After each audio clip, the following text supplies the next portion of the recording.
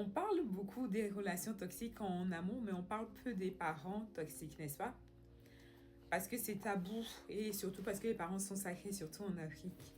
Un parent toxique, ce n'est pas forcément quelqu'un qui te crie dessus tout le temps ou qui est violent avec toi. Hein? Parfois, c'est celui qui te critique en permanence, qui va te manipuler avec le silence ou qui va minimiser tes émotions, qui te rappelle tout ce qu'il a fait pour toi quand tu poses une limite, par exemple. Ou qui va te comparer tout le temps avec les autres, tes amis, tes camarades. On peut comparer avec les autres, mais que ça ne soit pas tout le temps non plus. Sinon, l'enfant perd sa confiance en lui. Et aussi, le parent qui humilie, soi-disant pour ton bien aussi. On ne va pas passer son temps à humilier son enfant, soi-disant pour son bien. Humilier son enfant avec des insultes, insulter par exemple son enfant sur son physique, ça peut aussi le faire perdre confiance en lui et après il grandit avec ça et il va manquer de confiance en lui et c'est dommage. Ça aussi, ça peut être un parent toxique.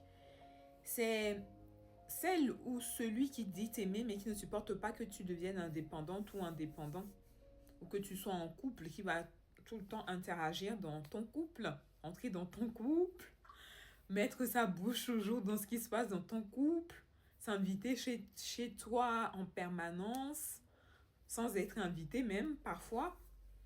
Il y a tellement de cas de figure et le plus dur dans tout ça, c'est que tu l'aimes quand même. Est-ce que ça t'est déjà arrivé? Ça te dit, ça te parle? Ce que je suis en train de te dire, dis-moi dans les commentaires. Et alors, qu'est-ce qui se passe? Tu doutes. Tu te demandes si tu exagères, si tu es ingrate, si tu es trop sensible. Mais aimer ses parents ne veut pas dire accepter d'être blessé sans fin, les amis.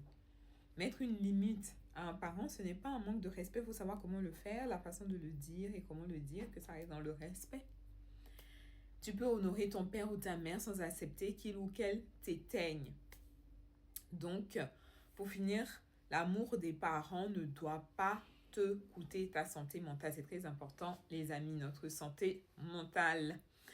Surtout dans ce pays, en Occident, où on est dans un pays où il y a tellement de stress, où la santé mentale est très importante. Préservez votre santé mentale, les amis. C'était les vérités cosy. À très vite!